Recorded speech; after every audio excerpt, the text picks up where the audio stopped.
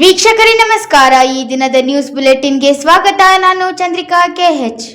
ಕಲಬುರಗಿಯಲ್ಲಿ ರಾಜ್ಯ ದಲಿತ ಸಂಘರ್ಷ ಸಮಿತಿ ಪತ್ರಿಕಾ ಭವನದಲ್ಲಿ ಸುದ್ದಿಗೋಷ್ಠಿ ನಡೆಸಿ ಮಾತನಾಡಿದ ಅರ್ಜುನ್ ಬದ್ರೆ.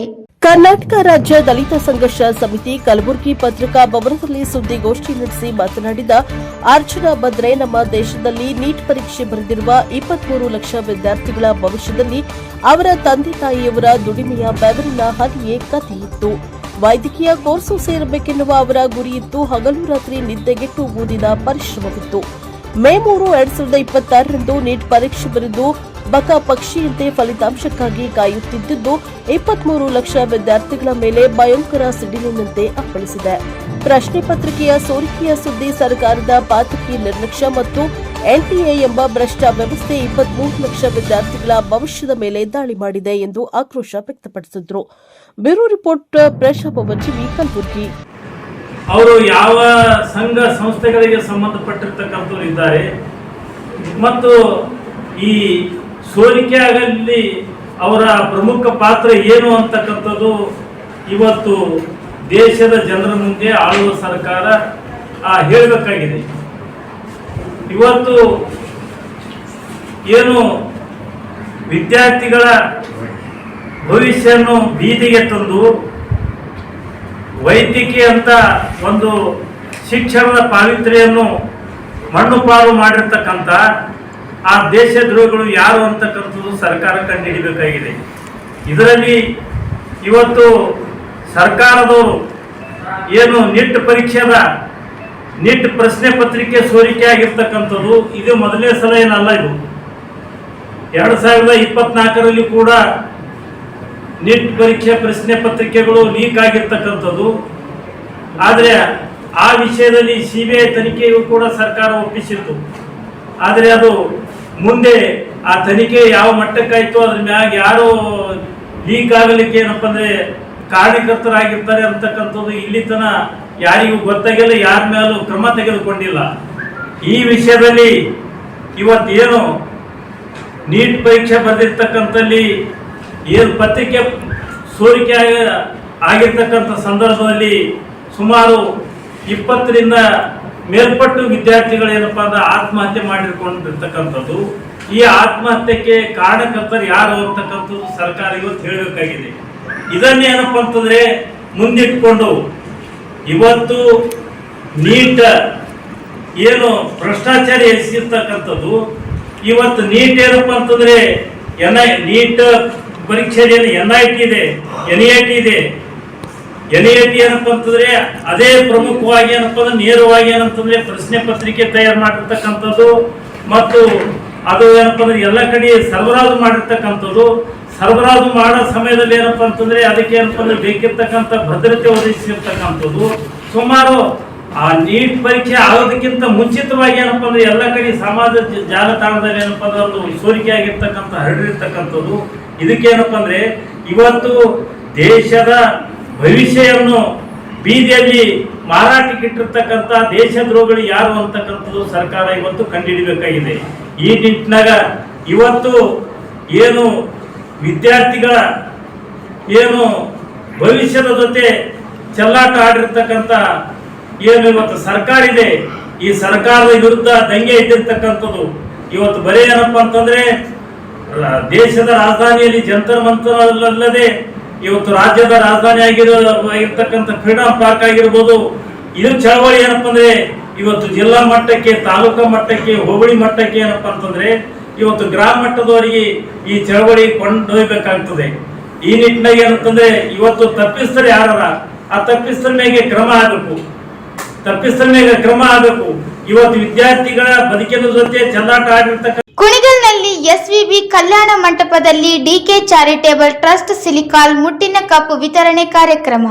ಕುಣಿಗಲ್ ತಾಲೂಕಿನ ಗವಿಮಠ ಗ್ರಾಮದ ಎಸ್ವಿಬಿ ಕಲ್ಯಾಣ ಮಂಟಪದಲ್ಲಿ ಡಿಕೆ ಚಾರಿಟೇಬಲ್ ಟ್ರಸ್ಟ್ ಆರೋಗ್ಯ ಅಧಿಕಾರಿಗಳ ಕಚೇರಿ ಮತ್ತು ಸಾರ್ವಜನಿಕ ಆಸ್ಪತ್ರೆ ಸಹಯೋಗದಲ್ಲಿ ಏರ್ಪಡಿಸಿದ್ರು ಋತುಸ್ರಾವ ಆಚರಣೆಯ ಪ್ರಯುಕ್ತ ಸಿಲಿಕಾನ್ ಮುಟ್ಟಿನ ಕಪ್ ವಿತರಣೆ ಕಾರ್ಯಕ್ರಮಕ್ಕೆ ಚಾಲನೆ ನೀಡಿ ಮಾತನಾಡಿದ ಶಾಸಕ ಡಾ ಎಚ್.ಡಿ. ರಂಗನಾಥ್, ಪ್ರತಿಯೊಬ್ಬ ಮಹಿಳೆಯರು ತಮ್ಮ ತಿಂಗಳ ಮುಟ್ಟಿನ ಬಗ್ಗೆ ತಪ್ಪು ಭಾವನೆ ತಿಳಿದು ಕಂದಾಚಾರ ಮೂಢನಂಬಿಕೆಗೆ ಒಳಗಾಗಿ ಅನಾರೋಗ್ಯಕ್ಕೆ ತುತ್ತಾಗುತ್ತಿದ್ದಾರೆ. ಆದ್ದರಿಂದ ಮುಟ್ಟಿನ ಸಂದರ್ಭದಲ್ಲಿ ಬಳಸುವ ಬಟ್ಟೆ ಪ್ಯಾಡ್ಗಳು ಪ್ಲಾಸ್ಟಿಕ್ನಿಂದ ತಯಾರಾಗುತ್ತವೆ. ಭೂಮಿಯಲ್ಲಿ ಕೊಳೆಯೋದಿಲ್ಲ, ಪುನರ್ಬಳಕೆ ಮಾಡಲು ಸಾಧ್ಯವಾಗುವುದಿಲ್ಲ. ಆದ್ದರಿಂದ ಅದಕ್ಕೆ ಬದಲಾಗಿ ಸಿಲಿಕಾನ್ನಿಂದ ಮಾಡಿದಂತಹ ಈ ಮುಟ್ಟಿನ ಕಪ್ಪನ್ನು ಬಳಸುವುದರಿಂದ ದಿನನಿತ್ಯದ ಚಟುವಟಿಕೆಗಳಿಗೆ ಯಾವುದೇ ತೊಂದರೆಯಾಗುವುದಿಲ್ಲ. ವೈಜ್ಞಾನಿಕವಾಗಿ ತಯಾರಿಸಿರುವ ಸಿಲಿಕಾನ್ ಮುಟ್ಟಿನ ಕಪ್ಪನ್ನು 5 ವರ್ಷ ಬಳಸಬಹುದು ಎಂದು ತಿಳಿಸಿದರು.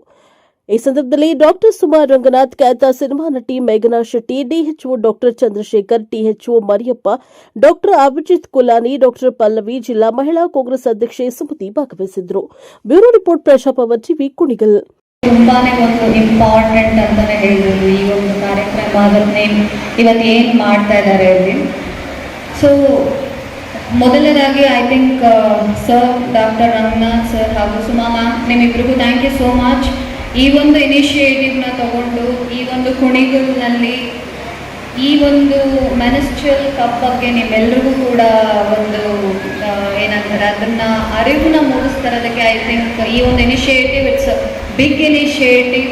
ತುಂಬ ದೊಡ್ಡ ಮಟ್ಟಿನ ಖರ್ಚುಗಳನ್ನು ಮಾಡಿ ನಿಮ್ಮೆಲ್ಲರಿಗೂ ಒಂದು ಅರಿವನ್ನ ಮೂಡಿಸೋದಕ್ಕೆ ಒಂದು ಕಾರ್ಯಕ್ರಮ ಮಾಡಿರೋದಕ್ಕೆ ಮೊದಲನೇದಾಗಿ ನಿಮ್ಮಿಬ್ಬರಿಗೂ ಥ್ಯಾಂಕ್ ಯು ಸೋ ಮಚ್. ಹಾಗೆ ನನಗೆ ಈ ಕಾರ್ಯಕ್ರಮದಲ್ಲಿ ಭಾಗಿಯಾಗೋದಕ್ಕೆ ಅವಕಾಶ ಕೊಟ್ಟಿರೋದಕ್ಕೂ ಕೂಡ ಥ್ಯಾಂಕ್ ಯು ಸರ್. ಮನಸ್ಸಲ್ಲಿ ಅಂದರೆ ಈಗ ಮುಟ್ಟು ಅನ್ನೋದು ಎಲ್ಲರೂ ಏನೋ ಒಂದು ಅಂತ ಅನ್ಕೊಂಡ್ಬಿಡ್ತಾರೆ. ಅಂದರೆ ಅದೊಂದು ಥರ ತಪ್ಪು ಅನ್ನೋ ಥರ ಭಾವನೆಗಳು ಬರೋದನ್ನು ನಾನು ತುಂಬ ಕಡೆ ನೋಡಿದ್ದೀನಿ. ಏನೋ ಅಂದರೆ ಮನೆಯಿಂದ ದೂರ ಇರಬೇಕು, ಅಡುಗೆ ಮನೆಗೆ ಬರಬಾರ್ದು, ಅದು ಮಾಡಬಾರ್ದು, ಇದು ಮಾಡಬಾರ್ದು, ಎಲ್ಲ ಕಡೆ ಅದು ತುಂಬಾ ಇದೆ. ಬಟ್ ಅದೊಂದು ಕಲ್ಚರ್. ಸೊ ಅದು ತಪ್ಪು ಅಂತಲೂ ಹೇಳೋದಕ್ಕಾಗಲ್ಲ. ಬಟ್ ಇದನ್ನು ಈ ಮುಟ್ಟು ಅನ್ನೋದನ್ನು ಎಲ್ಲರೂ ಒಂದು ನಾರ್ಮಲ್ ಅನ್ನೋ ರೀತಿಯಲ್ಲೇ ನೋಡಬೇಕು. ಯಾಕೆ ಅಂತಂದರೆ ಅದು ಒಂದು ಹೆಣ್ಣಿನ ಅದೊಂದು ಏನಂದ್ರೆ ಹೇಳ್ಬೋದು, ತುಂಬ ಇಂಪಾರ್ಟೆಂಟ್ ಆಗಿರೋವಂಥ ಒಂದು ಇದು ನಮ್ಮ ಜೀವನದಲ್ಲಿ ಅದು. ಸೊ ಅದನ್ನು ಯಾವುದೇ ಕಾರಣಕ್ಕೂ ನಾವು ಅದು ನಮಗೆ ಕಷ್ಟ ಅಥವಾ ಅದರಿಂದ ದೂರ ಇರಬೇಕು ಆ ಥರ ಯಾರೂ ಅದನ್ನು ಟ್ರೀಟ್ ಮಾಡಬೇಡಿ, ಮೊದಲನೇದಾಗಿ ಹೇಳೋದು ನಾನು. ಸೊ ಈಗ ಮುಟ್ಟಾದಾಗ ಬಟ್ಟೆ ಯೂಸ್ ಮಾಡೋದಾಗಿರ್ಬೋದು, ಪ್ಯಾಡ್ಸ್ಗಳನ್ನು ಯೂಸ್ ಮಾಡೋದಾಗಿರ್ಬೋದು, ಅಂದರೆ ಇದು ಹಿಂದಿನಿಂದ ಬಂದಿರತಕ್ಕಂಥ ಒಂದು ಎಲ್ಲರೂ ಫಾಲೋ ವೆಜೈನಾ ಓಪನಿಂಗ್. ಇಲ್ಲಿಂದ ನಮಗೆ ಮೆನ್ಸ್ಟ್ರಲ್ ಬ್ಲಡ್ ಹೊರಗಡೆ ಬರುವಂತಹದ್ದು. ಇದು ನಮ್ಮ ಗರ್ಭಕೋಶದ ಬಾಯಿ ಇಲ್ಲಿಂದ ಹೊರಗಡೆ ಬರುತ್ತೆ. ಸೊ ಮೆನ್ಸ್ಟ್ರಲ್ ಕಪ್ಪನ್ನು ನಾವು ಹೀಗೆ ಫೋಲ್ಡ್ ಮಾಡಬೇಕು. ಇದನ್ನು ಯೂಸ್ ಮಾಡೋ ಮೊದಲು ಮತ್ತೆ ಸ್ಟೆರಿಲೈಸ್ ಕೂಡ ಮಾಡೋದು ತುಂಬ ಇಂಪಾರ್ಟೆಂಟ್. ಈ ಕಪ್ ನಿಮಗೆ ಸಿಗುತ್ತಲ್ವ, ಇವಾಗ ಸಿಕ್ಕಾದ್ಮೇಲೆ ಮನೆಗೆ ಹೋಗಿ ಒಮ್ಮೆ ಸ್ಟೆರಿಲೈಸ್ ಮಾಡಿ ನಂತರ ಯೂಸ್ ಮಾಡಿ. ಸ್ಟೆರಿಲೈಸ್ ಮಾಡಬೇಕು ಅಂತ ಹೇಳಿದ್ರೆ 5 ರಿಂದ 6 ನಿಮಿಷಗಳ ಕಾಲ ಇದನ್ನು ಕುದಿಸ್ಬೇಕು. ಈಗ ನಿಪ್ಪಲನ್ನು ಹೇಗೆ ಸ್ಟೆರಿಲೈಸ್ ಮಾಡ್ತಾರಲ್ಲ ಆ ಥರನೇ ಇದನ್ನು ಕುದಿಸಿ ಸ್ಟೆರಿಲೈಸ್ ಮಾಡಿ ನಂತರ ಇದನ್ನು ಕಪ್ಪನ್ನು ಹೀಗೆ ಫೋಲ್ಡ್ ಮಾಡಿ. ಹೀಗೆ ಫೋಲ್ಡ್ ಮಾಡಿದ್ರೆ ಇದು ಪಂಚಗೌನ್ ಅಂತ ಹೇಳ್ತಾರೆ, ಒಂದು ಬೆರಳಿನ ಸೈಜ್ಗೆ ಬರುತ್ತೆ ಇಷ್ಟೇ. ಅಥವಾ ಇದನ್ನು ಅರ್ಧಕ್ಕೆ ಫೋಲ್ಡ್ ಮಾಡಿದ್ರೆ ಇದು ಸಿ ಆಕಾರಕ್ಕೆ ಬರುತ್ತೆ, ಇದು ಸಿ ಫೋಲ್ಡ್ ಅಂತ ಹೇಳ್ತಾರೆ. ಹೀಗೆ ಫೋಲ್ಡನ್ನು ಮಾಡಿಬಿಟ್ಟು ನಂತರ ಒಂದು ಕಾಲು ಮೇಲೆ ಇಟ್ಟಅಥವಾ ಸ್ಕ್ವಾಟ್ ಪೊಸಿಷನಲ್ಲಿ ಕೂತ್ಕೊಂಡು, ನಾನು ಆಲ್ರೆಡಿ ಹೇಳಿದಾಗೆ ಇದು ನಮ್ಮ ವೆಜೈನಾ ಓಪನಿಂಗ್. ಹೀಗೆ ಕಪ್ಪನ್ನು ಇನ್ಸರ್ಟ್ ಮಾಡಿ ಬಿಟ್ಬಿಡ್ತೀವಿ. ಏನಾಗುತ್ತೆ, ಇದು ಕಪ್ ಒಳಗಡೆ ಹೋದ್ಮೇಲೆ ವ್ಯಾಕ್ಯೂಮ್ ಕ್ರಿಯೇಟ್ ಮಾಡಿ ಕೂತ್ಕೊಳ್ಳುತ್ತೆ. ಹಾಗಾಗಿ ಒಂದು ಡ್ರಾಪ್ ಸಹಿತ ಹೊರಗಡೆ ಬರಲ್ಲ. ಜಂಪ್ ಮಾಡಿ, ಸ್ವಿಮ್ಮಿಂಗ್ ಮಾಡಿ, ಡ್ಯಾನ್ಸ್ ಮಾಡಿ, ಏನೇ ಮಾಡಿದ್ರು ಸಹಿತ ವ್ಯಾಕ್ಯೂಮ್ ರಿಲೀಸ್ ಆಗೋವರೆಗೂ ಒಂದು ಡ್ರಾಪ್ ಹೊರಗಡೆ ಬರಲ್ಲ. ಮತ್ತು ಕಪ್ ಎಲ್ಲೂ ಕೆಳಗಡೆ ಬಿದ್ದು ಹೋಗಲ್ಲ. ಪ್ರತಿ 12 ತಾಸಿಗೊಮ್ಮೆ ಇದನ್ನು ಚೇಂಜ್ ಮಾಡಿದ್ರೆ ಆಯಿತು. ಪ್ಯಾಡ್ ಆದರೆ ನಿಮಗೆ 6 ಅವರ್ಸಿಗೆ ಚೇಂಜ್ ಮಾಡಬೇಕಾಗತ್ತೆ. ಬಟ್ ಕಪ್ ಆದರೆ ನಿಮಗೆ 12 ತಾಸವರೆಗೆ ಇಟ್ಕೋಬಹುದು. ರಿಮೂವ್ ಮಾಡಬೇಕಿದ್ರೆ ಈ ಸ್ಟೆಮ್ಮನ್ನು ಹಿಡಿದು ಎಳಿಬಾರ್ದು. ಸ್ಟೆಮ್ ಏನು ಬಾಲ ಇದೆಲ್ಲ, ಈ ಸ್ಟೆಮ್ಮನ್ನು ಹಿಡಿದು ತೆಗಿಬಾರ್ದು. ಈ ಬೇಸ್ ಏನಿದೆಲ್ಲ, ಈ ಬೇಸನ್ನು ಹಿಡಿದು ಪಿಂಚ್ ಮಾಡಿದಾಗ ವ್ಯಾಕ್ಯೂಮ್ ರಿಲೀಸ್ ಆಗುತ್ತೆ. ತೆಗೆದು ವಾಶ್ ಮಾಡಿ ಮತ್ತೆ ಪುನಃ ಇನ್ಸರ್ಟ್ ಮಾಡಿದ್ರೆ ಆಯಿತು.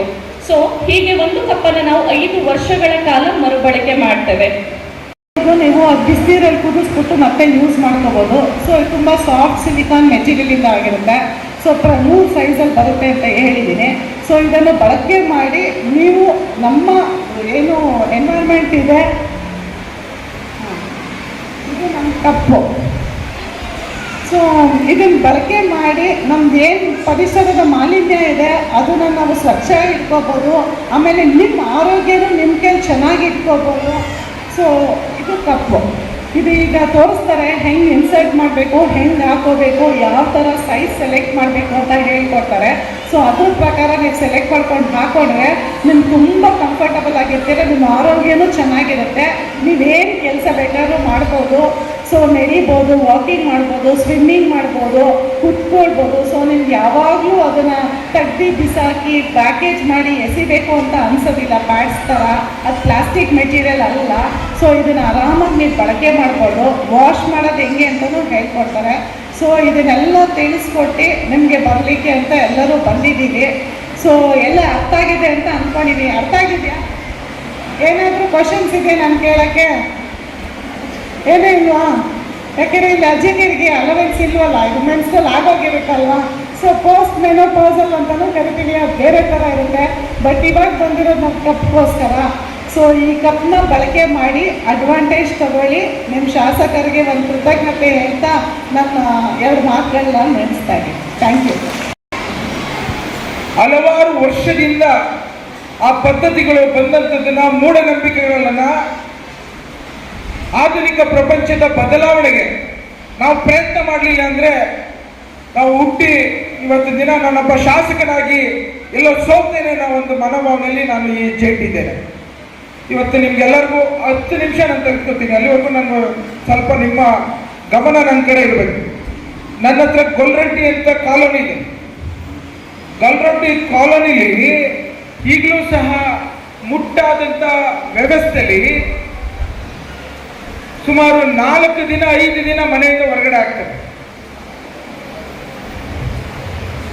ಇದು ನನಗೆ ಯಾಕೋ ಮನಸ್ಸಿಗೆ ವಿರುದ್ಧವಾದಂಥ ವ್ಯವಸ್ಥೆ ಇದೆ. ನನಗೆ ಸಮಾಧಾನ ಇಲ್ಲ. ಇದು ಲಾಸ್ಟ್ ಟೈಮು ನಾನು ಡಾಕ್ಟರ್ ಸುಮಾನ ಕರ್ಕೊಂಡು ಗೊಲ್ರಟ್ಟಿಗಳೆಲ್ಲ ಹೋಗಿದ್ದೆ ನಾನು. ಮೆಗಾ, this is for a kind information. Still they keep them in separate houses, they don't take to home. ಮುಟ್ಟು ಅನ್ನೋದು ವಾಸ್ತವಿಕವಾಗಿ, ನೈಸರ್ಗಿಕವಾಗಿ ದಿನನಿತ್ಯ ಸಾಮಾನ್ಯ ಮಹಿಳೆಯರಲ್ಲಿ ನಡೆಯುವಂಥ ಪ್ರಕ್ರಿಯೆ. ಅದನ್ನು ಅನ್ಯತಾ ನೋಡಿ ದೂರ ಇಡುವಂಥದ್ದು ಸರಿ ಇಲ್ಲ ಅನ್ನೋ ವಿಚಾರದಲ್ಲಿ ನಾನು ಈ ಮಾತನಾಡ್ತಾ ಇದ್ದೇನೆ. ಅವರಿಗೆ ಮನಸ್ಸಿನ ಬದಲಾವಣೆಯ ಪ್ರಯತ್ನದಲ್ಲಿ ನಾನು ಇನ್ನೂ ಅಷ್ಟು ಯಶಸ್ಸಾಗಿಲ್ಲ. ಹಾಗೇನೆ ಸಾಕಷ್ಟು ಜನ ಇವತ್ತು ಕೆಲಸಕ್ಕೆ ಹೋಗ್ತಾರೆ. ಸಾಕಷ್ಟು ಜನ ಆಚೆ ಹೊರಗಡೆ ಓಡಾಡೋಂಥದ್ದು ಜವಾಬ್ದಾರಿ ಜಾಸ್ತಿ ಆಗಿದೆ.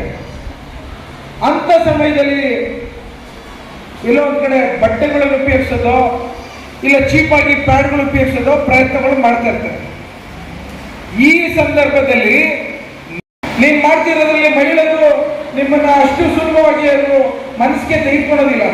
ಆದರೆ ಇದೇ ರೀತಿ ಹಿಂದೆಲ್ಲ ಮಕ್ಕಳು, ಚಿಕ್ಕ ಮಕ್ಕಳಲ್ಲಿ ಮದುವೆ ಮಾಡ್ತಿದ್ರು. ಬಸವಣ್ಣನವರು 12 ಶತಮಾನದಿಂದ ಪ್ರಯತ್ನ ಮಾಡಿ ಇವಾಗ ಚೈಲ್ಡ್ ಮ್ಯಾರೇಜ್ ಇವಾಗ ತೆಗೆದುಹಾಕಿದ್ವಿ. ಅದೇ ರೀತಿ ಮಹಿಳೆಯರಿಗೆ ಪ್ರಾತಿನಿಧ್ಯ ಸಮಾಜದಲ್ಲಿ ಇರ್ತಿರ್ಲಿಲ್ಲ. ಪ್ರತಿಯೊಂದು ಸಮಯದಲ್ಲೂ ವಾದ ಮಾಡಿ ಸಮಾಜಕ್ಕೆ ಸಮಾನತೆಯ ವಾದವನ್ನ ಇವತ್ತು ಮಹಿಳೆಯರಿಗೆ ಕೊಡುವಂತ ಒಂದು ಪರಿಸ್ಥಿತಿ ಬಂದಿದೆ. ಆಸ್ತಿ ವಿಚಾರದಲ್ಲಿ ಮಹಿಳೆಯರಿಗೂ ಪ್ರಾತಿನಿಧ್ಯ ಕೊಡಬೇಕು ಅಂತೇಳಿ ಪುರುಷನ ಪ್ರಾತಿನಿಧ್ಯದ ಸಮಾಜದ ತೊಡುಗೆನ ಇವತ್ತು ಒತ್ತಿದ್ದೇವೆ. ಅದೇ ರೀತಿ ಮುಂದಿನ ದಿನಗಳಲ್ಲಿ 33% ಮಹಿಳೆಯರಿಗೆ ರಾಜಕೀಯದ ಹಕ್ಕನ್ನು ಕೊಡಬೇಕು ಅಂತ ಹೊರಟಿದ್ದೇವೆ. ಈಗ ಡಾಕ್ಟರ್ ಸುಮಾ ಅವಳು ಯಾವತ್ತು ಅವಳಿಗೆ ಇವತ್ತಿನ ದಿನ ಕುಣಿಗಲಲ್ಲಿ 33% ರಿಸರ್ವೇಶನ್ ಆದರೆ ಡಾಕ್ಟರ್ ಸುಮಾನೇ ಕ್ಯಾಂಡಿಡೇಟ್ ಆಗ್ಬೋದನ್ನ ನೀವೆಲ್ಲ ಆಶೀರ್ವಾದ ಮಾಡಿದ್ರೆ. ಯಾಕೆ ಹೇಳ್ತಾ ಇದ್ದೀನಿ ಅಂತಂದರೆ ಇವತ್ತು ಎಷ್ಟೊಂದು ಜನ ಮಹಿಳೆಯರಿದ್ದಾರೆ. ಈಗ ಮೇಘಾ ಶೆಟ್ಟಿ ಇದ್ದಾರೆ, ಸುಮತಿ ಇದ್ದಾರೆ, ಪಲ್ಲವಿ ಇದ್ದಾರೆ. ರಾಜಕೀಯದ ವ್ಯವಸ್ಥೆಯಲ್ಲಿ ಈ ಒಂದು ಮೀಸಲಾತಿ ಯಾವ ರೀತಿ ಕೊಡ್ತಾ ಇದ್ದಾವೋ ಅದರಂತೆ ಪ್ರತಿ ಹಂತದಲ್ಲೂ ಮೀಸಲಾತಿಯ ಶಕ್ತಿನ ಕೊಡಬೇಕು ಅಂತ ಧ್ವನಿ ಎತ್ತಿರೋದ್ರಲ್ಲಿ ನಾವು ಸಹ ಇದ್ದೇವೆ.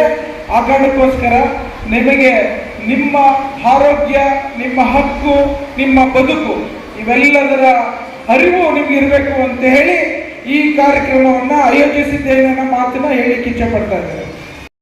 ಯಾವುದೋ ಒಂದು ನಮ್ಮ UPA ಸರ್ಕಾರ ಇದ್ದಾಗ ಒಂದೇ ಒಂದು ಸಣ್ಣ ಸ್ಟ್ರೈಕಿಗೆ ಏನು ಬಹಳಷ್ಟು ಜನ BJPಯವರು ಮಂತ್ರಿಗಳಿಂದ ಆದಿಯಾಗಿ ಎಲ್ಲ ನಾಯಕರುಗಳು ಬಂದು ಪ್ರೊಟೆಸ್ಟ್ ಮಾಡಿದರು, ಬೀದಿಗಿಳಿದ್ರು.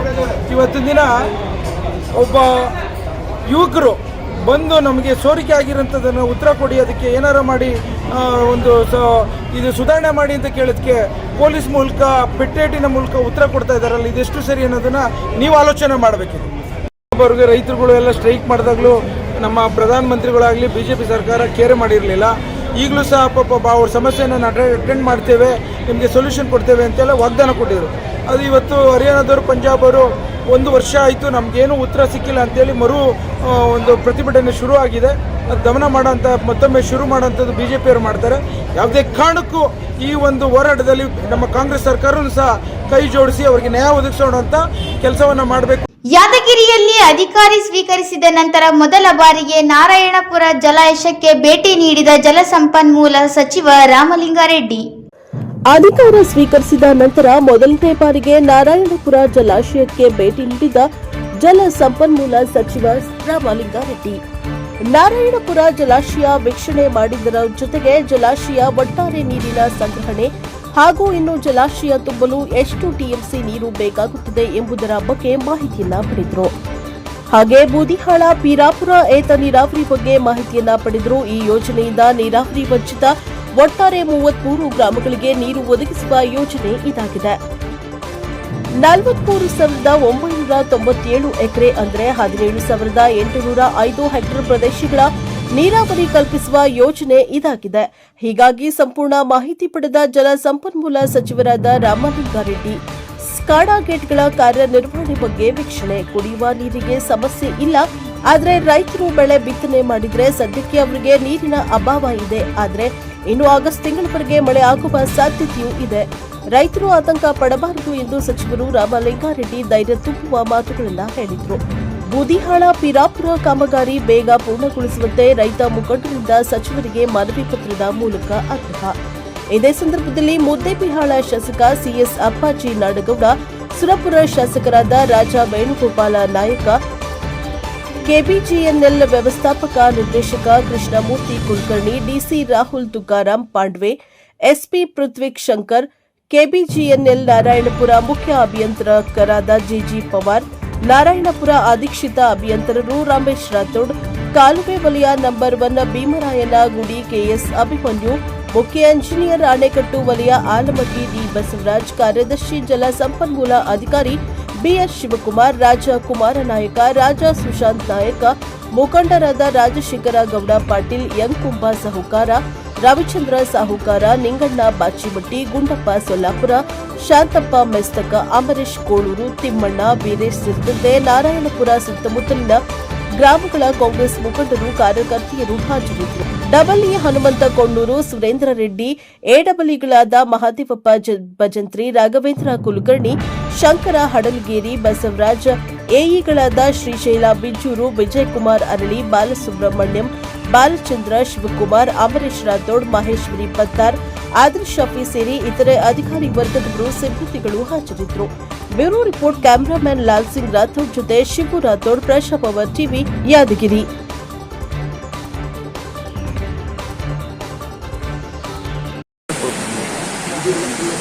ಬಾರ್ಡರ್ ಇದಿಲ್ಲ, ಬಾರ್ಡರ್ ರಿಟರ್ನ್ ನಾನು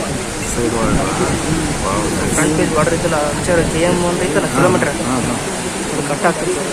Yes, sir, that is upstream. There is water stored in the dam. So what is happening? There are stop logs over there to reduce the velocity of the water which is coming out. So वो stop करके energy को distribute करके it is sending. So because of that you are feeling that pressure. Else the whole thing will collapse because of the velocity.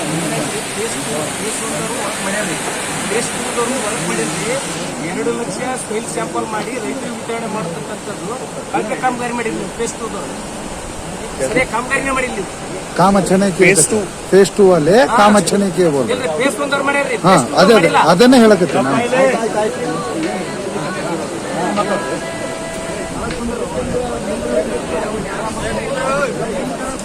Face 2 जो है वो भीमरायनगुड़ी से आगे की तरफ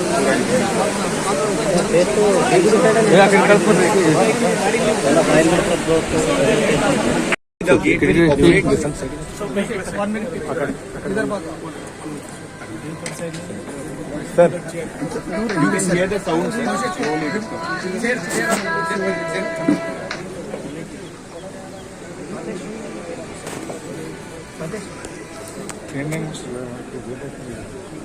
And this is NLBC project, sir.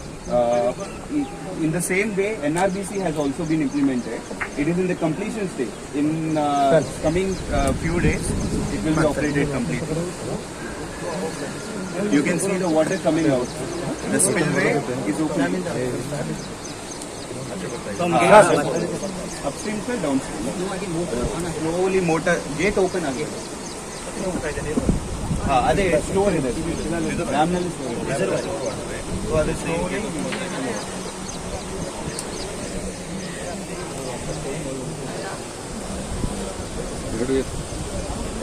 So this project is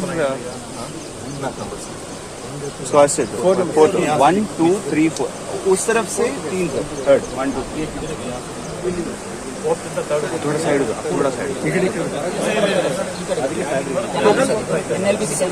वो बंद करो एक बार वो स्क्रीन हटाओ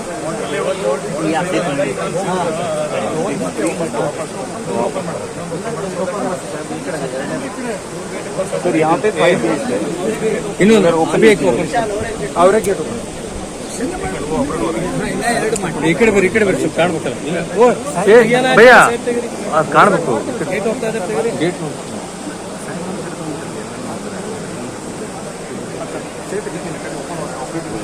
So this canal goes up to 72 kilometers, sir, on the main canal. A total of 3,000 kilometers is covered here. Similarly, NRBC is there. That is for around 1,14,000 hectares, and that is going to get completed, sir. Whenever your good self is. ನೀರು ಅಮೂಲ್ಯವಾದ ಸಂಪನ್ಮೂಲವಾಗಿದೆ ಮತ್ತು ಕೃಷಿಗೆ ನೀರಾವರಿ ಅತ್ಯಗತ್ಯ. ನೀರಾವರಿ ವಂಚಿತ ಕಾಲುವೆ ಕೊನೆ ಭಾಗದ ಪ್ರದೇಶಕ್ಕೆ ನೀರಾವರಿ ಸೌಲಭ್ಯ ಕಲ್ಪಿಸುವ ಸಂಬಂಧ ನೀರಿನ ಪೋಲಾಗುವಿಕೆಯನ್ನು ತಡೆಯಲು ಮತ್ತು ನೀರಿನ ಬಳಕೆಯ ದಕ್ಷತೆಯನ್ನು ಹೆಚ್ಚಿಸಲು ಆಧುನಿಕ ತಂತ್ರಜ್ಞಾನದ ಅವಶ್ಯಕತೆ ಇದೆ. ನಾರಾಯಣಪುರ ಜಲಾಶಯದ ನಾರಾಯಣಪುರ ಎಡದಂಡೆ ಕಾಲುವೆಯಲ್ಲಿ ಸ್ಮಾರ್ಟ್ ಡಿಜಿಟಲ್ ಆಧಾರಿತ ನೀರಾವರಿ ನಿರ್ವಹಣೆ ವ್ಯವಸ್ಥೆ ಮತ್ತು ಯಾಂತ್ರೀಕೃತ ಗೇಟುಗಳ GIS ಆಧಾರಿತ ಸ್ಕಾಡಾ ಯೋಜನೆಯನ್ನು ಪ್ರಾರಂಭಿಸಿತು. ನಾರಾಯಣಪುರ ಎಡದಂಡೆ ಕಾಲುವೆಯು ನಾರಾಯಣಪುರ ಜಲಾಶಯದ ಪ್ರಮುಖ ಮುಖ್ಯ ನಾಲೆಯಾಗಿದ್ದು ಕಾಲುವೆಯ ಉದ್ದ 77.52 ಕಿಲೋಮೀಟರ್ ಇರುತ್ತದೆ. ಇದನ್ನು 10,000 ಕ್ಯೂಸೆಕ್ಸ್ ನೀರಿನ ಹರಿವಿಗೆ ವಿನ್ಯಾಸಗೊಳಿಸಲಾಗಿದೆ. ಸ್ಕಾಡಾ ಯೋಜನೆ ಅನುಷ್ಠಾನದಿಂದಾಗಿ ಕಾಲುವೆಯು ಯಾಂತ್ರೀಕೃತಗೊಂಡು ಇಡೀ ನಾರಾಯಣಪುರ ಎಡದಂಡೆ ಕಾಲುವೆಯ ಅಚ್ಚುಕಟ್ಟು ಪ್ರದೇಶದ ರೈತರು ನೀರನ್ನು ಸಮಂಜಸವಾಗಿ ಸಮಾನವಾಗಿ ಮತ್ತು ಪರಿಣಾಮಕಾರಿಯಾಗಿ ಹಂಚಿಕೆ ಮತ್ತು ನೀರಿನ ನಷ್ಟವನ್ನು ಕಡಿಮೆ ಮಾಡಲಾಗಿದೆ. ಕಾಲುವೆ ಜಾಲದ ನೀರು ನಿರ್ವಹಣಾ ವ್ಯವಸ್ಥೆಯ ದಕ್ಷತೆಯನ್ನು ಸುಧಾರಿಸುವ ಮೂಲಕ ಉಳಿತಾಯವಾದ ನೀರನ್ನು ಕೊನೆ ಭಾಗದ ನೀರಾವರಿ ವಂಚಿತ ಅಚ್ಚುಕಟ್ಟು ಪ್ರದೇಶಗಳಿಗೆ ಒದಗಿಸುವ ಮೂಲಕ ಬೆಳೆಗಳ ಉತ್ಪಾದಕತೆಯನ್ನು ಹೆಚ್ಚಿಸಲಾಗಿದೆ. ಸ್ಕಾಡಾ ಮಾಸ್ಟರ್ ಕಂಟ್ರೋಲ್ ಕೇಂದ್ರದಲ್ಲಿ ಅಳವಡಿಸಲಾದ ಸ್ಕಾಡಾ ವ್ಯವಸ್ಥೆಯು ಕಾಲುವೆ ಜಾಲದಲ್ಲಿನ ನೀರಿನ ಹರಿವಿನ ಮಾಹಿತಿಯನ್ನು ಶೇಖರಣೆ ಮಾಡುತ್ತದೆ. ತದನಂತರ ಕಾಲುವೆ ಜಾಲದಲ್ಲಿನ ನೀರಿನ ಹರಿವನ್ನು ನಿಯಂತ್ರಿಸುವ ವ್ಯವಸ್ಥೆ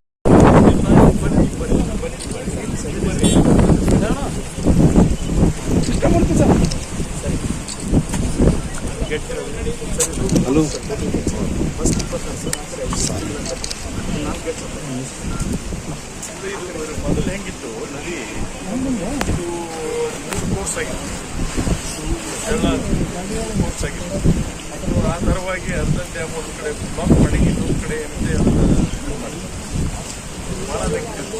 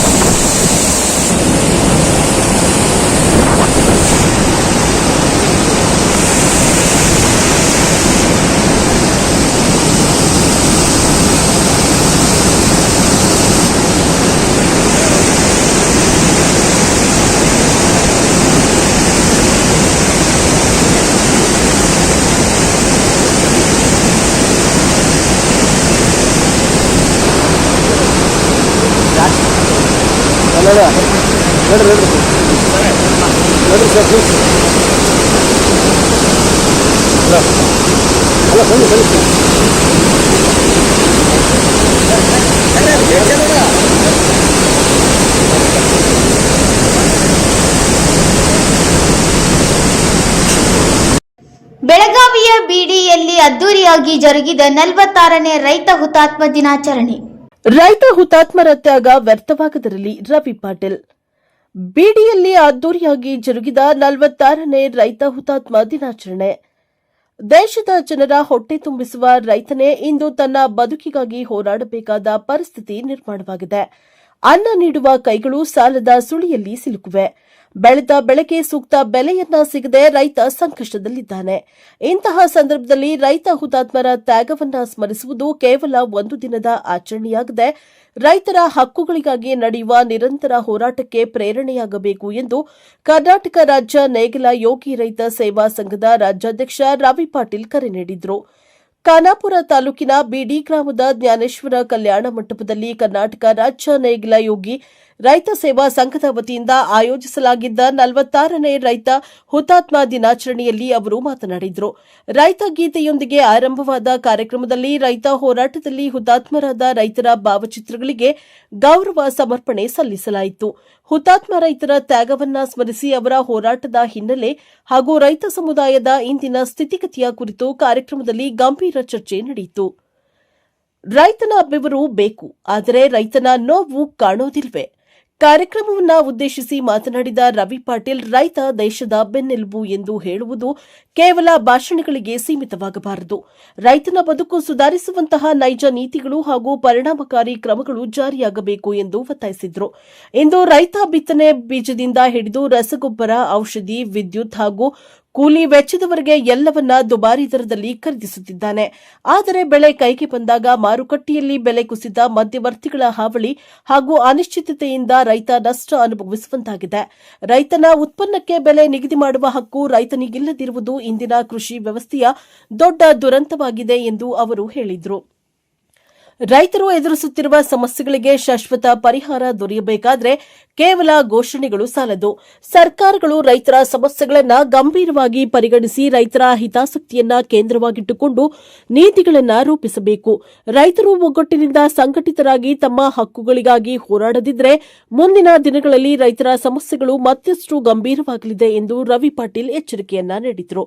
ರೈತರ ಹಕ್ಕುಗಳಿಗಾಗಿ ಹೋರಾಡಿ ಹುತಾತ್ಮರಾದ ರೈತರ ತ್ಯಾಗವನ್ನ ಸ್ಮರಿಸುವುದು ಕೇವಲ ಭಾವಚಿತ್ರಕ್ಕೆ ಹಾರ ಹಾಕುವುದರಿಂದ ಮುಗಿಯಬಾರದು.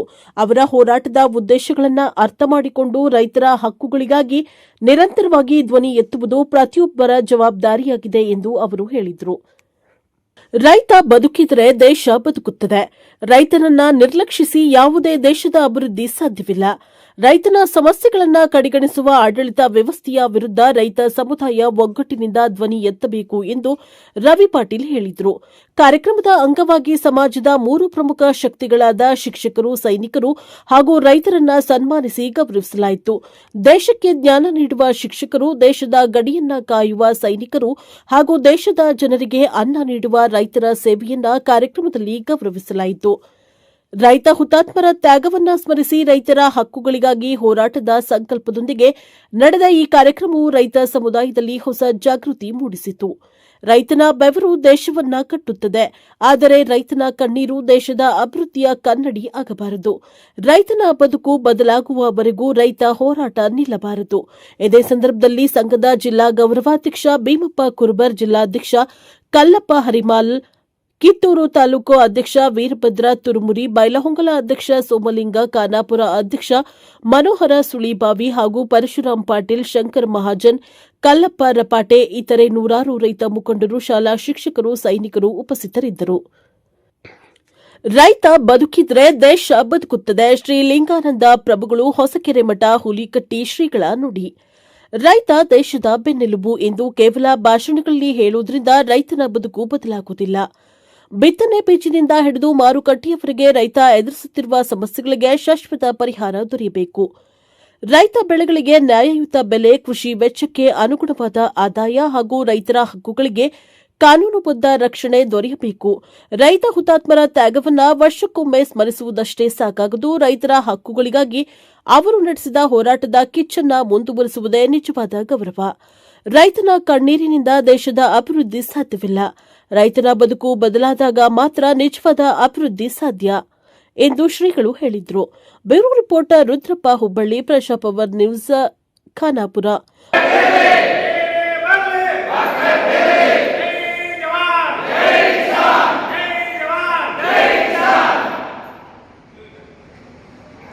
ನಮ್ಮ ಭಾರತ ದೇಶದಲ್ಲಿ ಮುಳ್ಳಾಗಿರ್ಬೋದು, ಭಾಳ ಅದ ಎರಡು ದೇಶಗಳು ಬಂದ್ರೆ ನಮಗ ಎಲ್ಲ ರೀತಿಯೊಳಗ ಯುದ್ಧಗಳು ನಡೆದಾವ, ಹೋರಾಟಗಳು ನಡೆದಾವ, ಕಲ್ಪಗಳಾಗ್ಯಾವ. ಸಾಕಷ್ಟು ರೈತರು, ಸೈನಿಕರು, ಸಾಕಷ್ಟು ಜನ ಶಿಕ್ಷಕರು ಕೂಡ ಇದ್ರೊಳಗೆ ನಾಶ ಆಗಿದೆ. ತಮ್ಮ ಪ್ರಾಣವನ್ನ ಹುತಾತ್ಮರನ್ನಾಗಿ ಮಾಡ್ಕೊಂಡ ತಾಯಿ ಭಾರತ ಮಾತೆಯ ಸೇವೆಗಾಗಿ ತಮ್ಮ ಪ್ರಾಣವನ್ನ ನೀಡಿದ್ದಾರೆ. ಅವರು ನೀಡಿದ್ದಾರೆ ಅಂತ ಹೇಳಿದ್ರೆ ಇವತ್ತು ದಿವಸ ಈ ಕಾರ್ಯಕ್ರಮ ಮಾಡಕ್ಕೆ ಈಗಿಷ್ಟು ತಾಕತ್ತು ಮಾತಾಡ್ಕೊಂಡು ಮಾಡಿ ಅವರು ಪ್ರಾಣ ತ್ಯಾಗ ಮಾಡಿಲ್ಲ ಅಂತಂದ್ರೆ ಇವತ್ತು ದಿವಸ ನಾವು ಈ ಕಾರ್ಯಕ್ರಮ ಅಂದ್ರೆ ನಾವು ಇಷ್ಟು ಚಂದ ನಮ್ಮ ಊರಾಗ ಅಭ್ಯಾಸದಿಂದ ನಾವು ಇಷ್ಟು ಚಂದ ನಾವು ಬೆಳೀತಿಲ್ಲ, ಬೀಳ್ತಿದ್ದಿಲ್ಲ. ಯಾವುದೇ ರೀತಿಯ ಕಾರ್ಯಕ್ರಮ ಬಂದ್ರೆ ಯಾವುದೇ ರೀತಿಯ ಕಾರ್ಯಕ್ರಮ ನಾವು ಮಾಡ್ತಾ ಇರ್ತಿಲ್ಲ ಅಂತ ಸ್ಪಷ್ಟವಾಗಿ ಅರ್ಥ ಮಾಡ್ಕೊಳ್ತಾರೆ ರೈತ ಬಾಂಧವರು. ಯಾಕಪ್ಪ ಅಂತಂದ್ರ ಭಯಂಕರ ಬಡವರ ಪೀಡಿತವಾದ ದೈವ ಅಂತ ಹೇಳಿಲ್ಲ. ಕರ್ನಾಟಕ ಸರ್ಕಾರ ಮತ್ತು ಕೇಂದ್ರ ಸರ್ಕಾರಗಳು ರೈತರ ವಿಚಾರವಾಗಿ ಕಣ್ಣು ಮುಚ್ಕೊಂಡು ಕೂತಿರ್ತಾವೆ. ಹೇಳಕಟ್ಟೊಮ್ಮೆ ನಾವು ರೈತ ಇನ್ನೂ ಅನೇಕ ಸಮಸ್ಯೆಗಳಾದ, ಆದರೆ ಯಾವ ಸಮಸ್ಯೆಗೂ ಯಾವ ಸರ್ಕಾರಗಳು ಸ್ಪಂದಿಸ್ತಿಲ್ಲ. ಒಂದೇ ಕಾರಣ ನಮ್ಮಲ್ಲಿ ಒಟ್ಟನ್ನು ತೋರಿಸಬೇಕಾಗತ್ತೆ. ನಮ್ಮಲ್ಲಿ ಒಟ್ಟನ್ನ ತಿಂಡುತನ ಏನು ಅಂದ್ರೆ ಎಲ್ಲ ಸರ್ಕಾರಗಳು ಆ ಟೈಮ್ ನಮ್ಮ ತಾತ ಬಂದಿರ್ತಾವ. ಇವತ್ತು ಸ್ವಾರ್ಥ ಹೂಡಿಕೆಯನ್ನ ಇವತ್ತು ಯಾವ ಸರ್ಕಾರ ನಮಗೆ ದಾನ ಮಾಡ್ತಾ ಇಲ್ಲ. ಇವತ್ತು ನಮಗೆ ಮಾತಾಡಕ್ಕೆ ಅವಕಾಶ ಕೊಟ್ಟಂತ ಎಲ್ಲ ನಮ್ಮ ಅನ್ನದಾನ ಪ್ರಭುಗಳಿಗೆ, ಸ್ವಾಮೀಜಿಗಳಿಗೆ ಮತ್ತು ಎಲ್ಲ ನಮ್ಮ ಈ ಶಿಕ್ಷಕರು ಇವತ್ತು ಇದೊಂದು ಸಂಭ್ರಮ ಗುರುಗಳು ಇವತ್ತ ಕಾಕಿ ಕಡೆಯಿಂದ ನಾವು ಹೆಚ್ಚುವಂತ ಕೆಲಸ ಬಂದಿದೆ. ಅದಕ್ಕೆ ಅರ್ಥ ಮಾಡ್ಕೊಳ್ಬೇಕು. ಇವತ್ತಿಗೆ ಮುಗಿಸುವಂತ ಕೆಲಸ ಮಾಡಬೇಕು. ನಮ್ಮ ನ್ಯಾಯ ನಾವು ಹೇಗೆ ಮಾಡ್ಕೊಳ್ಬೇಕು ಅನ್ನುವಂತ ಒಂದು ಛಲ ಕೂಡಿಗೆಲ್ಲ ನಾವು ಅಧಿಕಾರಿಗಳ ಮುಂದೆ ನಾವು ನ್ಯಾಯ ಕೊಡ್ಬೇಕು. ಯಾಕಪ್ಪ ಅಂದ್ರೆ ಇವತ್ತ 5 ರೂಪಾಯಿ ಸಮಯ ಅಲ್ಲ, ನಿಮಗೆ ಹೇಳ್ತೇನೆ. ಇವತ್ತು ಇದೇ ಖಾನಾಪುರ ತಾಲೂಕಿನೊಳಗ ಇವತ್ತು ಕೋರ್ಟ್ ಸ್ಟೇಜ್ ಸಹಿತ ಎಲ್ಲ ಕೆಲಸ ಮಾಡ್ತಾರ. ನಿನ್ನೆ ನೋಡಿದ ಮಾಡ್ತಾರೆ. ಇವತ್ತು ಆಗಾಮಚ್ಚೆ ಬೈಪಾಸ್ ಹೈವೇ ತೆಗಿತಾರೆ. ಆ ನಮ್ಮ ಹೆಸರಲ್ಲಿ ಉಂಟಾಗಿದ್ದರಿಂದ ನ್ಯಾಷನಲ್ ಹೈವೇ ಬೈಪಾಸ್ ಅಂತ ಆಗೈತಿ. ಯಾಕಂದ್ರೆ ನಾವು ಕಡಿಮೆ ಮಾಡ್ಬೇಕಾದ್ರೆ 45 ಟೈಮ್ ಐತಿ. ಇವತ್ತು ಅಧಿಕಾರಿಗಳು ನಾವು ಆಯ್ಕೆ ಮಾಡಿದಂತ ಸರ್ಕಾರಗಳು ಹೇಳಿ ಅಂದ್ರೆ ಅರ್ಥ ಅದರಿಗೆ ನಮಸ್ಕರಿಸುತ್ತ ವೇದಿಕೆಯಲ್ಲಿದ್ದಂತ ಎಲ್ಲ ನೇಗಿಲಿ ಹೋಗಿ ರಾಜ್ಯ ಹಾಗೂ ತಾಲೂಕು ಜಿಲ್ಲೆ ಪದಾಧಿಕಾರಿಗಳಿಗೆ ನಮನಗಳನ್ನು ಸಲ್ಲಿಸುತ್ತ 80ರ ದಶಕದಲ್ಲಿ ರೈತರ ಏಳಿಗೆಗಾಗಿ ಹಗಲಿರುಳು ಶ್ರಮಿಸಿ ಸರ್ಕಾರದ ವಿರುದ್ಧ ಸಿಡಿದ ರೈತ ಹುತಾತ್ಮವನ್ನು ಮನದಂಗಿಸುತ್ತ ಆ ಕಾರ್ಯಕ್ರಮಕ್ಕೆ ಆಗಮಿಸಿರ್ತಕ್ಕಂಥ ಎಲ್ಲ ನನ್ನ ಅನ್ನದಾತ ಪ್ರಭುಗಳಿಗೆ ಕೋಟಿ ಕೋಟಿ ನಮನಗಳನ್ನು ಸಲ್ಲಿಸುತ್ತಾ ಇವತ್ತು ಈ ನಮ್ಮ ಶಿಕ್ಷಕರು ಹೇಳಿದ್ರು, ಆಮೇಲೆ ಇನ್ನೊಬ್ಬರು ಶಿಕ್ಷಕರು ಹೇಳಿದ್ರು, ರೈತರಿಗೆ ಏನ್ ರೀತಿ ಕಷ್ಟಗಳಂತೇಳಿ ಇವತ್ತಿನ ದಿವಸ ನಮಗೆ ದುಃಖದ ಸಂಗತಿ ಬಂದರೆ ಮೊದಲನೇದಾಗಿ ನಮ್ಮ ಅನ್ನದಾತ ಪ್ರಭುಗಳಿಗೆ ಅವಾಗ ಟ್ಯಾಕ್ಟರ್ ಮೇಲೆ ಹಾಕಿದ್ರು ಈ ಈ ಬ್ಯಾಂಕಿನವರು ಕೆಟ್ಟುಕೊಳ್ಳೋದು ಬಹಳಷ್ಟು ನಮ್ಮ ರೈತರಿಗೆ.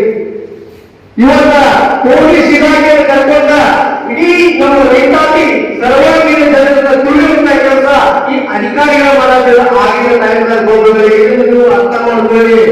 ಇವತ್ತಿಂದ ಮಹಾನ್ ನಾಯಕರು ಪ್ರೊಫೆಸರ್ ನಂಜುಸ್ವಾಮಿ ಅವರು ಒಂದು ಅರ್ಥ ಮಾಡ್ಕೊಳ್ಳಿ. ಇವತ್ತೊಬ್ಬರು ಪ್ರೊಫೆಸರ್ ಇದ್ರು ಸರ್, ರೈತರಿಗೆ ಆಗುವಂತ ದೇಶ ಮತ್ತು ರಾಜ್ಯದ ಕಷ್ಟ ಮೌಲ್ಯಗಳನ್ನು ನೋಡಿ ಆ ರೈತರಿಗೆ ರೈತರ ಬಾಳನ್ನ ಹಸನಾಗಿರಿಸಬೇಕು. ರೈತರು ನಾಡಿನ ಬೆನ್ನೆಲುಬು, ದೇಶದ ಬೆನ್ನೆಲುಬು ಅಂತಕ್ಕಂಥದ್ದನ್ನ ಸ್ಪಷ್ಟವಾಗಿ ಗೋಚರಿಸುವಂತೆ ಮಾಡಬೇಕು ಅನ್ನುವಂಥ ಒಂದು ಸಂದರ್ಭದಲ್ಲಿ 1974 ದಶಕದಲ್ಲಿ ಸೌಲಭ್ಯ ತಾಲೂಕಿನ ಮುಳುಗಡೆ ಇರತಕ್ಕಂಥ ಒಂದು ಮಲಪ್ರಭಾ ಅಣೆಕಟ್ಟನ್ನ ಕಟ್ಟಲಾಗ್ತದೆ. ಅದನ್ನ ಮತ್ತೊಂದು ರೈತಾಸಾಗರ ಅಂತಾರೆ, ಇನ್ನೊಂದು ಹೆಸರಿನಿಂದ ನವೀಕೃತ ಅಂತ ಹೇಳ್ತಾರೆ. ಇಂಥ ಒಂದು ಸಂದರ್ಭದಲ್ಲಿ ರೈತರು ಅನ್ನಕ್ಕೆ ಬರಲಾಗತಕ್ಕಂಥ ಒಂದು ಸಂದರ್ಭದಲ್ಲಿ ಹುಲಿಕಟ್ಟಿಯ ಮಹಾಸ್ವಾಮಿಗಳಿಗೆ ನನ್ನ ವಂದನೆಗಳನ್ನ ಸಲ್ಲಿಸ್ತಾ ಈ ಕಾರ್ಯಕ್ರಮದ ಅಧ್ಯಕ್ಷತೆಯನ್ನು ವಹಿಸಿರ್ತಕ್ಕಂಥ ಕರ್ನಾಟಕ ರಾಜ್ಯ ನೀಲಗಿರಿ ಸೇವಾ ಸಂಘದ ಅಧ್ಯಕ್ಷರಾಗಿರ್ತಕ್ಕಂಥ ರವಿ ಪಾಟೀಲ್ ಹಾಗೂ ಜಿಲ್ಲಾ ಸಂಘದ ಅಧ್ಯಕ್ಷರೇ ಹಾಗೂ ಜಿಲ್ಲೆಯ ವಿವಿಧ ತಾಲೂಕುಗಳಿಂದ ಆಗಿರ್ತಕ್ಕಂಥ ಯಾವತ್ತು ತಾಲೂಕಾ ರೈತ ಅಧ್ಯಕ್ಷರೇ ಹಾಗೂ ಸಭೆಯಲ್ಲಿ ಆಸೀನರಾಗಿರ್ತಕ್ಕಂಥ ಎಲ್ಲ ಅನ್ನದಾತರಿಗೆ ನನ್ನ ನಮನಗಳನ್ನು ತಿಳಿಸುತ್ತಾರೆ. ಇವತ್ತಿನ ದಿವಸ ಈ 46ನೇ ರೈತ ದಿನಾಚರಣೆಯ ನಿಮಿತ್ತವಾಗಿ ಅವರಿಗೆ ಒಂದು ಗೌರವ ನಮನವನ್ನ ಸಲ್ಲಿಸತಕ್ಕಂತಹ ಅತ್ಯಂತ ಮಹತ್ವಪೂರ್ಣವಾಗಿರ್ತಕ್ಕಂತಹ ಭಾವಪೂರ್ಣವಾಗಿರ್ತಕ್ಕಂತಹ ಕಾರ್ಯಕ್ರಮದಲ್ಲಿ ನಾವು ಸ್ವಲ್ಪ ಆತ್ಮೀಯರೇ, ಅನ್ನದಾತರೇ, ನಾವೆಲ್ಲ ಭಾರತೀಯರು. ಭಾರತ ಕೃಷಿ ಪ್ರಧಾನವಾಗಿರ್ತಕ್ಕಂಥ ದೇಶ. ಚಿತ್ರದುರ್ಗದಲ್ಲಿ ನಾನು ಮಂತ್ರಿ ಸ್ಥಾನದ ಆಕಾಂಕ್ಷಿಯಲ್ಲ, ಶಾಸಕ ಕೆಸಿ ವೀರೇಂದ್ರ ಪಪ್ಪಿ. ನಾನು ಮಂತ್ರಿ ಸ್ಥಾನದ ಆಕಾಂಕ್ಷಿಯಲ್ಲ, ನಾನು ಸಚಿವ ಸ್ಥಾನ ಕೇಳಿಲ್ಲ. ಅದಕ್ಕೂ ಮೀರಿ ಸಚಿವ ಸ್ಥಾನ ಸಿಕ್ಕರೆ ಜಿಲ್ಲೆಯ 3 ಜನ ಹಿರಿಯರ ನೇತೃತ್ವದಲ್ಲಿ ಸಚಿವ ಸ್ಥಾನ ದೊಡ್ಡ ಜವಾಬ್ದಾರಿ ನಿಭಾಯಿಸುತ್ತೇನೆ. ನಾನು ಸಚಿವಗಿರಿಗಾಗಿ ಪ್ರಯತ್ನ ಮಾಡಿಲ್ಲ, ನನ್ನ ಗಮನಕ್ಕೆ ಬಂದಿಲ್ಲ. ದೆಹಲಿಗೆ ನಾನು ಹೋಗಿದ್ದು ನನ್ನ ಖಾಸಗಿ ಕೆಲಸಕ್ಕಾಗಿ. ಶಾಸಕರಿಂದ ಸ್ಪಷ್ಟನೆ. ಜವಾಬ್ದಾರಿ ಕೊಟ್ಟರೆ ಬೇಡ ಅನ್ನಲ್ಲ, ಅದು ದೊಡ್ಡ ಜವಾಬ್ದಾರಿ. ಜಿಲ್ಲಾಸ್ಪತ್ರೆಯಲ್ಲಿನ ಕೋಟಿ ಹಗರಣದ ಬಗ್ಗೆ ಒಂದು ಬಾರದ ಸಭೆ ನಡೆಸುತ್ತೇನೆ. ನಾನು ಸಚಿವ ಸ್ಥಾನಕ್ಕಾಗಿ ಯಾವುದೇ ಪ್ರಯತ್ನ ಮಾಡಿಲ್ಲ. ಒಂದು ವೇಳೆ ಸಚಿವ ಸ್ಥಾನ ಸಿಕ್ಕರೆ ಜಿಲ್ಲೆಯ 3 ಹಿರಿಯ ಶಾಸಕರ ನೇತೃತ್ವದಲ್ಲಿ ಜವಾಬ್ದಾರಿಯನ್ನ ನಿಭಾಯಿಸುತ್ತೇನೆ ಎಂದು ಚಿತ್ರದುರ್ಗ ಶಾಸಕ ಕೆಸಿ ವೀರೇಂದ್ರ ಪಪ್ಪಿ ಹೇಳಿದರು. ಚಿತ್ರದುರ್ಗದಲ್ಲಿ ಮಂಗಳವಾರ ಮಾಧ್ಯಮಗಳೊಂದಿಗೆ ಮಾತನಾಡಿ, ನಾನು ದೆಹಲಿಗೆ ಹೋಗಿದ್ದು ನನ್ನ ಖಾಸಗಿ ಕೆಲಸಕ್ಕಾಗಿ ಹೋಗಿದ್ದೆ. ನಾನು ಏರೋಸ್ಪೇಸ್ ಕೂಡ ಬಿಟ್ಟು ಹೋಗಿಲ್ಲ. 1 ಗಂಟೆಯಲ್ಲಿ ವಾಪಸ್ಸು ಬಂದಿದ್ದೇನೆ. ಯಾರನ್ನೂ ಭೇಟಿ ಮಾಡಿಲ್ಲ. ಇನ್ನು ಕೋವಿಡ್ ಸಮಯದಲ್ಲಿ ಸರ್ಕಾರಿ ಆಸ್ಪತ್ರೆಯಲ್ಲಿ ನಡೆದಿರುವ 40 ಕೋಟಿ ಹಗರಣ ಹಾಗೂ ವೈದ್ಯರು ಗರ್ಭಿಣಿ ಮಹಿಳೆಯರಿಗೆ ಹೆರಿಗೆ ಮಾಡಿಸಲು 10,000 ಲಂಚ ಪಡೆಯುವ ವಿಚಾರಕ್ಕೆ ಸಭೆ ಕರೆದು ನಂತರ ವರದಿ ಪಡೆದು ತಪ್ಪು ಸಾಬೀತಾದರೆ ಕ್ರಮಕ್ಕೆ ಸರ್ಕಾರಕ್ಕೆ ಶಿಫಾರಸ್ಸಿಗಾಗಿ ಬರೆಯುತ್ತೇನೆ. ಇನ್ನು ಸಭೆಯಲ್ಲಿ 10,000 ಲಂಚದ ಬಗ್ಗೆ ಬಯಲಿಗಳಿದ ಆರ್ಎಂಒ ಡಾಕ್ಟರ್ ಪಾರ್ವತಿ ಅವರಿಗೆ ನಾನೇ ಖುದ್ದು ರಕ್ಷಣೆ ಕೊಡುತ್ತೇನೆಂದರು. Bureau report Harish, Prajaprabha TV, Chitradurga. ಮನೆ ಹಾಕ್ತಾರೆ ಅಂತ ತಮ್ಮ ಹೆಸರು ಏನಾದರೂ ಬೇಸಲ್ಲಿದೆ ಸರ್? ನಿಜವಾಗ್ಲೂ ಇದ್ರ ಬಗ್ಗೆ ನನ್ನ ಗಮನಕ್ಕೆ ಬಂತು ಇಲ್ಲ. ಏನಾದರೂ ಅಂತ ಜವಾಬ್ದಾರಿ ನನ್ನ ಮೇಲೆ ಬರುತ್ತೆ ಅಂದ್ರೆ ನಮ್ಮ ಜಿಲ್ಲೆಯಲ್ಲಿ ಬಹಳ ಹಿರಿಯರು ಸೀನಿಯರ್ ಮೋಸ್ಟ್ಗಳು 3 ಜನ ಇದ್ದಾರೆ. ಅವ್ರುಗಳನ್ನೆಲ್ಲರನ್ನೂ ಅವ್ರಗಳ ನೇತೃತ್ವದಲ್ಲಿ ನಾನು ಮುಂದುವರಿಬೇಕಾಗುತ್ತೆ. ಅಲ್ಲ, ನಿಜವಾಗ್ಲೂ ನಾನಂತೂ ಟ್ರೈ ಮಾಡಿಲ್ಲ, ಎಲ್ಲೂ ನನ್ನ ಪ್ರಯತ್ನನೂ ಇಲ್ಲ. ಆಮೇಲೆ ನನ್ನ ಗಮನಕ್ಕೆ ಯಾವುದೇ ಇಲ್ಲಿಯವರೆಗೂ ಯಾವುದೂ ಒಂದು ನನ್ನ ಗಮನಕ್ಕೆ ಬಂದಿಲ್ಲ ಸರ್. ದೆಹಲಿಗೆ ಹೋಗಿದ್ದು ಕೂಡ ಸುಮ್ಮನೆ ದೆಹಲಿಗೆ ಹೋಗಿದ್ದು ನನ್ನ ಖಾಸಗಿ ನಂದು ಬಿಸ್ನೆಸ್ ಪರ್ಪಸ್ಗೋಸ್ಕರ ಹೋಗಿದ್ದು. ನಾನು ಅಲ್ಲಿದ್ದು ಬರೀ 1 ಅವರ್ ಏರೋ ಸಿಟಿಯಿಂದ ಮುಂದಕ್ಕೂ ಹೋಗಿಲ್ಲ. ಏರೋ ಸಿಟಿಯಲ್ಲೇ ಒಂದು ಮೀಟಿಂಗ್ ಇತ್ತು, ಮೀಟಿಂಗ್ ಮುಗಿಸ್ಕೊಂಡಿದ್ದೀನಿ, ನೆಕ್ಸ್ಟ್ ಫ್ಲೈಟ್ ಹತ್ತಿದ್ದೀನಿ. ನಾನು ಇಷ್ಟೇ ಮಾಡಿರೋವಂಥದ್ದು. 6 ಗಂಟೆಗೆ ಹಿಡಿದಿದ್ದೀನಿ, 9:30 10 ಗಂಟೆ ಫ್ಲೈಟ್ ರಿಟರ್ನ್ ಬರ್ಸಲ್ಲಿ. ವೇಳೆ ಮಂತ್ರಿ ಸ್ಥಾನ ಕೊಟ್ಟರೆ ಅಲ್ಲ, ಜವಾಬ್ದಾರಿ ಕೊಟ್ರೆ ಬೇಡ ಅಂತ ಅನ್ನಲ್ಲ, ಬಟ್ ನಾನಂತೂ ಟ್ರೈ ಮಾಡಿಲ್ಲ. ಜವಾಬ್ದಾರಿ ಕೊಟ್ರೆ ಅದು ನಿಜವಾಗ್ಲೂ ದೊಡ್ಡ ಜವಾಬ್ದಾರಿನೇ. ಯಾಕಂದ್ರೆ ಇಲ್ಲಿ 3 ಜನ 3 ಜನ ಸೀನಿಯರ್ ಮೋಸ್ಟ್ಗಳನ್ನ ಅವರ ನೇತೃತ್ವ, ಅವರ ಅನುಭವಗಳು, ಅವರ ಸಲಹೆ ಸೂಚನೆಗಳ ಮೇಲೆ ನಾನು ಮುಂದುವರಿತೀನಿ. ಜಿಲ್ಲೆ ಜವಾಬ್ದಾರಿ ಅಧಿಕಾರಿಗಳಿಗೆ ಇರಬೇಕು. ಇವ್ರು ಯಾರು ಏನೋ ಸಣ್ಣ ಮಕ್ಕಳಲ್ಲ, ನಾವೇನು ಮೇಷ್ಟ್ರುಗಳು ಅಲ್ಲ, ಕೂತ್ಕೊಂಡು ಹಿಂಗೆ ಬಾರಿಸಿ ಎಬ್ರಿಸಿ ಇದನ್ನೆಲ್ಲ ಮಾಡಬಾರದು ಅಂತ ಹೇಳೋದಕ್ಕೆ. ಅವ್ರುಗಳಿಗೆ ಅವರ ಸ್ಥಾನದ ಮಹತ್ವ ಮತ್ತು ಈ ಸಭೆಯ ಮಹತ್ವ ಅವ್ರಿಗೆ ಅರಿವಿರಬೇಕು. ಅದನ್ನ ಪ್ರತಿ ಮೀಟಿಂಗ್ ಅಲ್ಲೂ ನಾವು ಕೂಡ ಅಬ್ಸರ್ವ್ ಮಾಡ್ತಾ ಇರ್ತೀವಿ, ಅದನ್ನ ಹೇಳ್ತಾ ಇರ್ತೀವಿ. ನಾವು ಎಷ್ಟೇ ಬಾರಿ ಹೇಳಿದ್ರು ಕೂಡ ಅವ್ರು ಮತ್ತೆ ಅದನ್ನ ಮಾಡ್ತಾನೆ ಇರ್ತಾರೆ. ಅಲ್ಲಿ ಎಲ್ಲರೂ ಮಾಡ್ತಾರೆ ಅಂತಲ್ಲ, ಅದ್ರಲ್ಲಿ 1-2% ಜನ ಅವರು ಮಾಡ್ತಾನೆ ಇದ್ದಾರೆ. ಈಗ ಮುಂದುವರಿದ ಸಭೆಯಲ್ಲಿ ಅದನ್ನ ಮತ್ತೆ ಇನ್ಸ್ಟ್ರಕ್ಷನ್ ಕೊಡುವಂಥದ್ದು. ಈಗ ಡಾಕ್ಟರ್ಗಳ ಬಗ್ಗೆ ಏನು ಆರೋಪ ಈಗ KDP ಸಭೆಯಲ್ಲಿ ಬಂದಿದೆ, ಇದನ್ನ ನಾನು ಮುಂದಿನ ದಿನಗಳಲ್ಲಿ ಅಂದ್ರೆ ನೆಕ್ಸ್ಟ್ ವೀಕ್, ಈಗ CM ಕಾರ್ಯಕ್ರಮ ಮುಗಿದ ನಂತರ ನಾನು ಜಿಲ್ಲಾ ಆಸ್ಪತ್ರೆಯಲ್ಲಿನೇ ಒಂದು ಮೀಟಿಂಗ್ ಕಾಲ್ ಮಾಡ್ತೀನಿ. ಆ ಮೀಟಿಂಗ್ ಅಲ್ಲಿ ಇದರ ಸತ್ಯಾಸತ್ಯತೆಗಳನ್ನ ಪರಿಶೀಲನೆ ಮಾಡೋದ್ರ ಜೊತೆಗೆ ಅವ್ರಿಗೆ ಕ್ಲಿಯರ್ ಇನ್ಸ್ಟ್ರಕ್ಷನ್ಸ್ ಕೊಡುವಂಥದ್ರ ಜೊತೆಗೆ ಆ ವರದಿಯನ್ನು ಕೂಡ ಸಂಬಂಧಪಟ್ಟ ಸಚಿವರಿಗೆ ತಲುಪಿಸುವಂತ ವ್ಯವಸ್ಥೆ ಮಾಡ್ತೇನೆ. ಡಾಕ್ಟರ್ ಪಾರ್ವತಿ ಅವರಿಗೆ ಪ್ರೊಟೆಕ್ಷನ್ ಡಾಕ್ಟರ್ ಪಾರ್ವತಿ ಮೇಡಮ್ ಅವರು ಬಹಳ ಪ್ರಾಮಾಣಿಕರವಾಗಿ ಏನೇನ್ ನಡೀತಿದೆ ಅನ್ನುವಂಥದ್ದನ್ನ ಓಪನ್ ಆಗಿ ನಮ್ಮ ಸಭೆಯಲ್ಲಿ ಚರ್ಚೆ ಮಾಡಿರುವಂತದ್ದಾಗಿದೆ. ಅವ್ರ ವಿಷಯ ತಿಳಿಸಿದ್ದಾರೆ. ಅವ್ರಿಗೂ ಕೂಡ ಮತ್ತೊಮ್ಮೆ ಪರ್ಸನಲ್ ಆಗಿ ಅವರು ಲಿಖಿತವಾಗಿ ತಾವೆಲ್ಲವನ್ನು ಕೊಡ್ರಿ ಅಂತ ನಾನು ಹೇಳಿರೋದಾಗಿದೆ. ಅವರು ಲಿಖಿತವಾಗಿ ಕೊಡ್ತಾರೆ. ಜೊತೆಗೆ ನಾನು ಪರ್ಸನಲ್ ಆಗಿ ಅವ್ರನ್ನ ಮತ್ತೊಮ್ಮೆ ಭೇಟಿ ಮಾಡಿ ಮಾತಾಡುವಂಥದ್ದು ಆಗತ್ತೆ. ಅವರಿಗೆ ರಕ್ಷಣೆ ಅಂತ ಕೊಡೋ ಜವಾಬ್ದಾರಿ ನಂದು ಅಂತ ನಾನು ಓಪನ್ ಸಭೆಯಲ್ಲಿ ಹೇಳಿದ್ದೇನೆ. Thank you. ಇದಿಷ್ಟು ಈ ದಿನದ ನ್ಯೂಸ್ ಬುಲೆಟಿನ್. ನಿರಂತರ ಸುದ್ದಿಗಳಿಗಾಗಿ ನೋಡ್ತಾ ಇರಿ ಪ್ರಜಾ ಪವರ್, ಇದು ಜನಹಿತಕ್ಕಾಗಿ.